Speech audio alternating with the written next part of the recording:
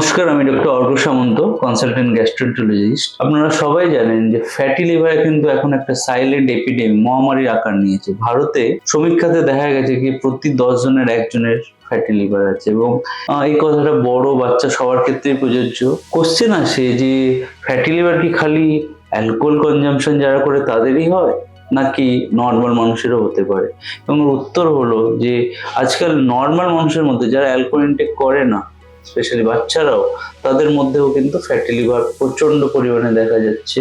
এর কারণ যে আমাদের অ্যালকোহল ছাড়াও যে হাই ক্যালোরি ডেন্স ফুড খাচ্ছি আমরা লেট নাইট স্ন্যাক্স নিচ্ছি, যেগুলো প্রসেসড ফুড খাচ্ছি, এবং চিনি জাতীয় খাবার, cake, pastry, fast food intake এত বেড়ে গেছে, আমাদের সেই সঙ্গে সঙ্গে ফিজিক্যাল অ্যাক্টিভিটিস কমে গেছে। এই দুটো যে ইমব্যালেন্স, যে ক্যালোরি শরীরে আমরা কনজাম্পশন করছি সেই ক্যালোরি কিন্তু এক্সপেন্ডিচার হচ্ছে না, এবং এই এক্সট্রা ক্যালোরিটাই লিভারে ফ্যাটি লিভার হয়ে জমছে, এবং তার ফলে বিভিন্ন ধরনের মানুষের সমস্যা হচ্ছে। লিভারের ডাইজেশনের প্রবলেম হচ্ছে, ইভেন লিভারে হেপাটাইটিস, সিরোসিসও হচ্ছে। আমাদের ডেইলি যে খাওয়া দাওয়া হচ্ছে সেই ক্যালোরি ইনটেক নিয়ে আমাদের সচেতন হওয়া উচিত, আমাদের রেগুলার ফিজিক্যাল এক্সারসাইজ করা উচিত, এবং যদি ফ্যাটি লিভার ধরা পড়ে তাহলে গ্যাস্ট্রোএন্টারোলজিস্টের পরামর্শ নেওয়া উচিত। Thank you.